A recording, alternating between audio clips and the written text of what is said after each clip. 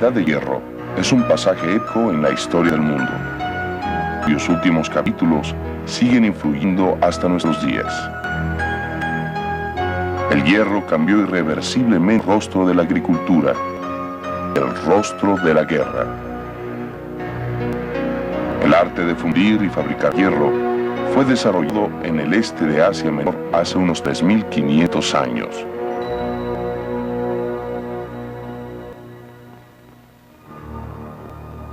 En pocos siglos, el hierro empezó a ser usado en la India, China y en las tierras celtas del centro y norte de Europa.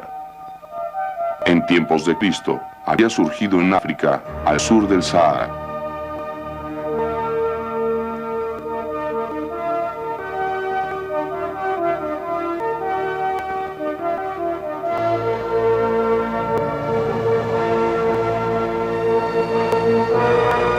En principio, el hierro significaba guerreros con armas más mortíferas y agricultores con herramientas más eficientes.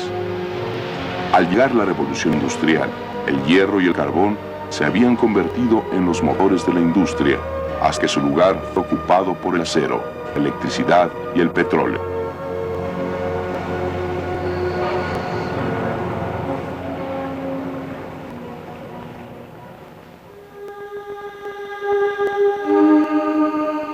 Las primeras civilizaciones de los valles de los grandes ríos, el Tigris y el Éufrates, el Nilo, el Indo, el río Amarillo en China, no conocen el arte de fundir el hierro. Usaban cobre y latón para hacer armas y instrumentos de bronce. Han sobrevivido muchos ejemplos del arte de la Edad de Bronce.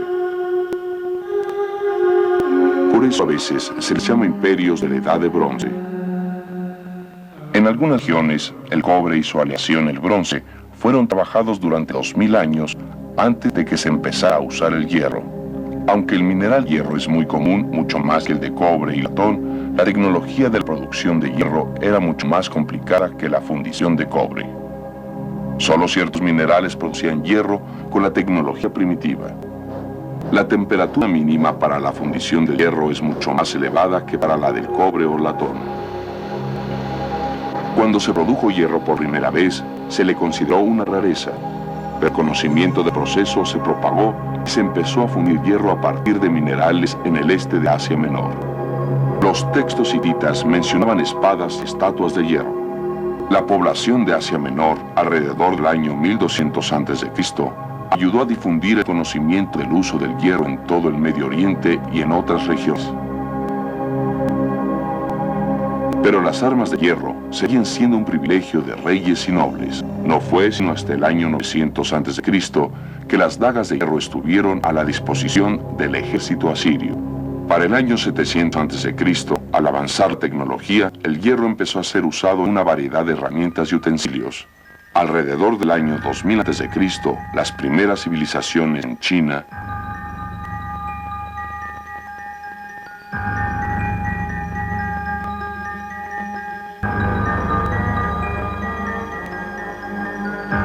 India, Mesopotamia y Egipto, como pequeñas islas en un mar de barbarie, eran continuamente asediadas. La riqueza y el lujo de sus ciudades, particularmente en Mesopotamia, eran una tentación irresistible para las tribus vecinas que deseaban saquearlas. Una de las características de esos bandoleros era que montaban a caballo.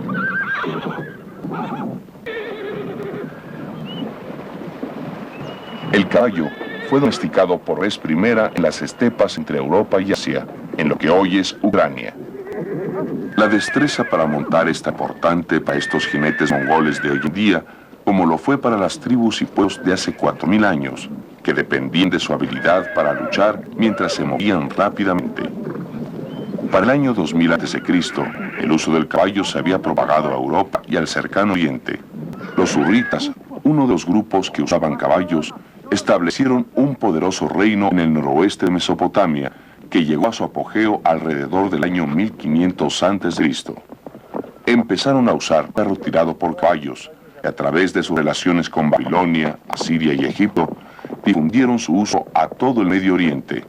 El carro era usado para la guerra y a veces como deporte, según se observa en este plato fenicio de oro.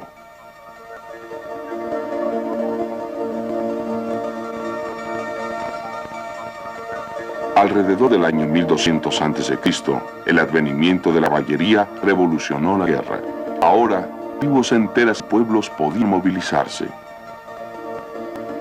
Cuando estos jinetes empezaron a adquirir armas de hierro, demostraron una fuerza incontenible, superior a la de cualquier infantería, aún la más organizada. El caballo, el carro, la caballería, la difusión gradual de las armas de hierro.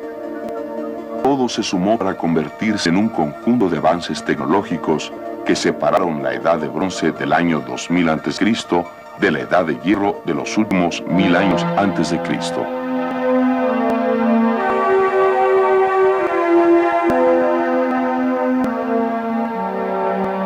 En Occidente, la civilización minoica de Creta fue derrotada alrededor del año 1450 a.C. por invasores del continente, los micenios, quienes a su vez fueron derrotados 200 años después por una oleada de invasores bárbaros del norte, tal vez dorios, que usaban armas de hierro.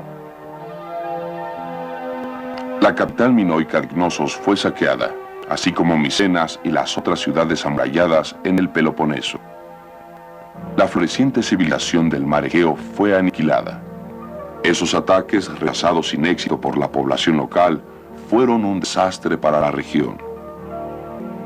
En el siglo XII a.C., la cultura del Mediterráneo se sumergió en un profundo letargo, hasta la aparición de Troya, Esparta, Atenas y Corinto, 500 años después. El mundo, una historia para televisión continua. En la India, las civilizaciones del Valle del Indo sufrieron el mismo destino que las culturas egeas. Alrededor del año 1500 a.C., fueron derrotadas por tribus bárbaras del norte.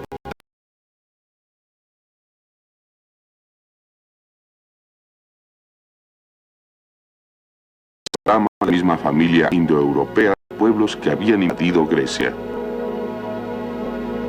La civilización del Indo desapareció y en su lugar se formó una nueva ciudad primitiva en el Valle del Ganges. Alrededor del año 400 a.C. existía el gran reino de Magadha, con una mágica capital en Pataliputra, hoy Patna, que controlaba los depósitos de mineral de hierro más ricos y dominaba las rutas comerciales del Ganges.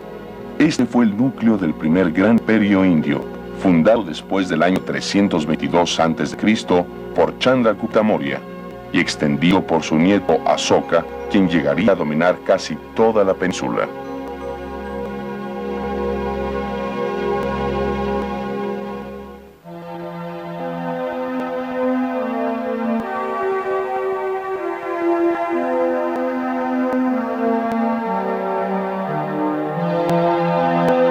Ni siquiera Egipto, en gran parte protegido en el desierto, logró escapar al impacto de la caballería.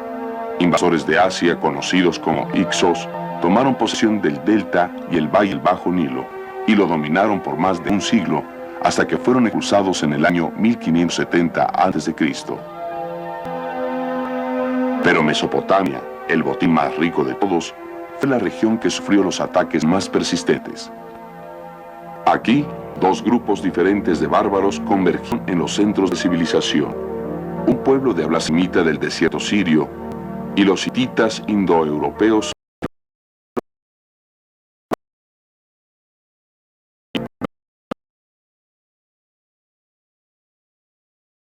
usaba o conquistaba a sus rivales. Arios de las tierras altas de Armenia, cita de los montes sacros, hititas de Asia Menor, caldeos del desierto de Arabia, arameos, los mitani, medos y persas.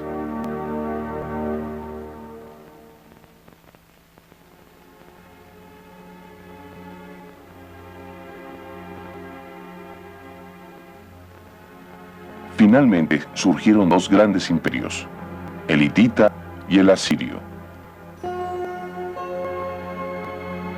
Los asirios eran conquistadores implacables y prósperos constructores de imperios. Para el año 650 a.C., su imperio con su capital Nínive incluía toda Mesopotamia, Siria, Palestina, Egipto y Tebas. Tenían armas de hierro, un ejército disciplinado y una burocracia eficiente. Pero los medas y las hordas finalmente derrocaron al imperio asirio.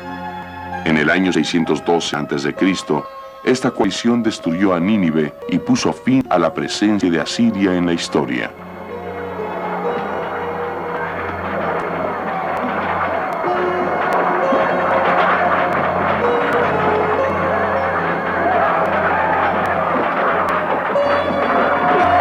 Su lugar fue ocupado primero por los medos imperiales, luego por Persia bajo Ciro el Grande, quien colocó los cimientos para otro gran imperio, el Aqueménida, que floreció hasta que Alejandro el Grande quemó su capital Persépolis hasta los cimientos, en el año 330 a.C.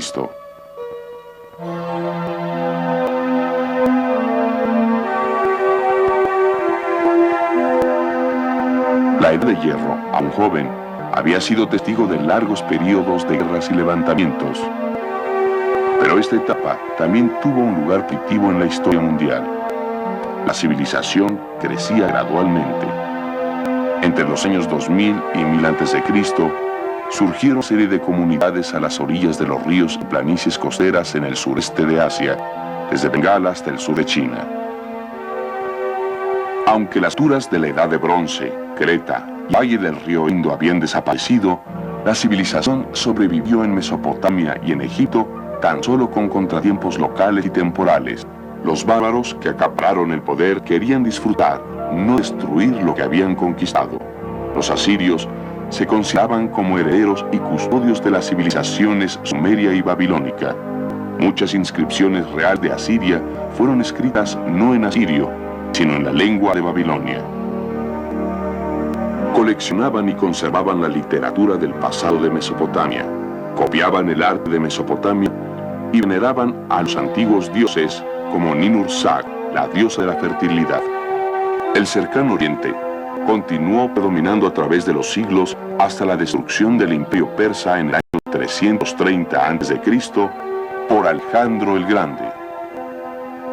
El descubrimiento del hierro y la rápida difusión de su uso abrió nuevas posibilidades para el mundo civilizado. No solo proporcionó armas más fuertes y poderosas, sino que también proporcionó a los agricultores herramientas más eficientes que podían usar para que la tierra diera más frutos, ofreciendo la promesa del renacimiento de las culturas. El mundo, una historia para la televisión continua. China vivió la Edad de Hierro después de Occidente. La tecnología del hierro fundido fue la primera que se introdujo.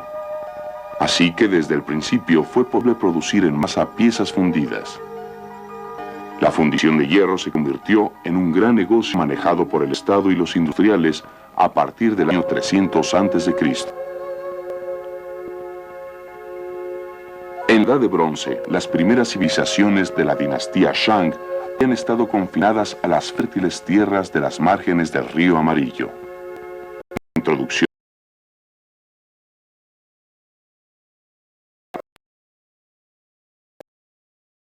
planicie y al sur hacia la boscosa cuenca del Yangtze, limpiando y drenando la tierra a su paso. Los reyes Zhou gradualmente extendieron su influencia sobre los diferentes dominios y las tierras recién reclamadas quedaron directamente bajo el control real. Las recaudaciones eran controladas por el ministro de Finanzas, lo que permitió el desarrollo de una compleja burocracia. Estos cambios se consolidaron en el año 221 a.C., cuando una nueva dinastía, la Qin, unificó a toda China. También se reconstruyó y reforzó la Gran Muralla como una barrera defensiva contra las tribus nómadas del norte. Hoy, la Gran Muralla China tiene alrededor de 2.400 kilómetros de largo, con una altura promedio de 9 metros.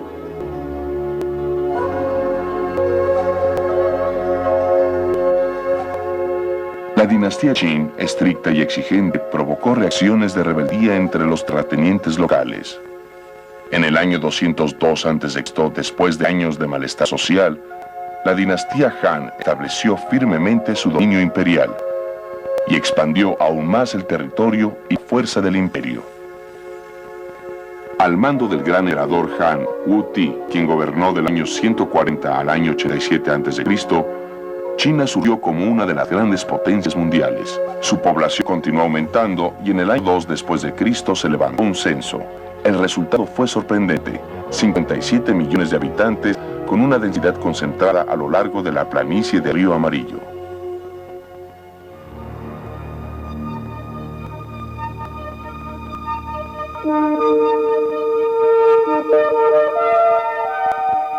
En el periodo posterior al advenimiento del hierro hubo grandes avances en las formas de gobierno, aunque muchos de los nuevos imperios eran estados militares.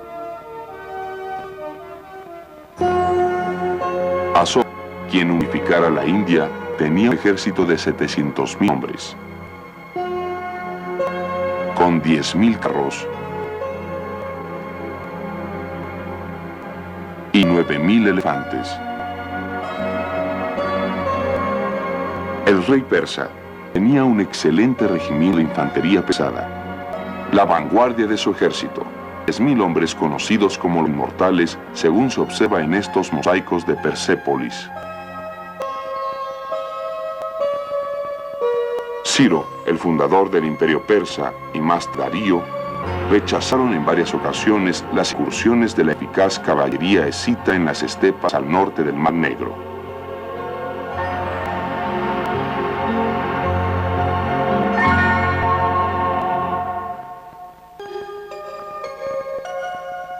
En China, Wu-Ti dirigió campañas similares contra los Xiongnu y al mismo tiempo alargó la Gran Muralla que había sido construida por sus predecesores de la dinastía Qin.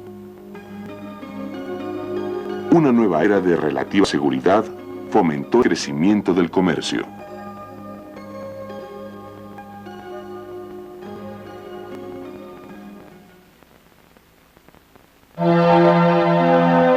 En el imperio de Asia Central, Darío construyó un gran camino real de más de 2.500 kilómetros, desde Susa al norte del Golfo Pérsico hasta Sardis en Asia Menor, no lejos de la costa del Mar Egeo.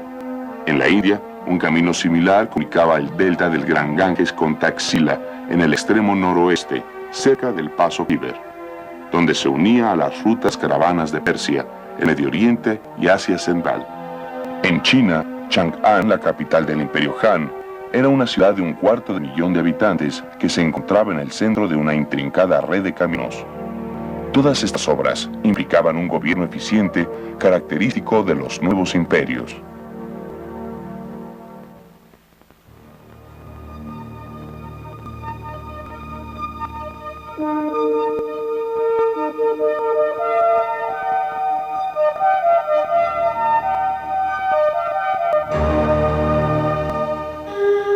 En Persépolis, Darío el Grande de Persia reorganizó el imperio en 20 provincias, con un código completo de leyes, impuestos equitativos y una moneda estable.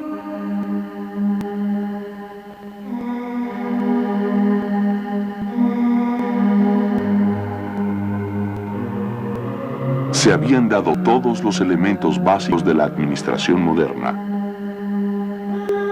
Tomando el periodo como un conjunto, el avance más importante fue la aparición de grandes civilizaciones regionales.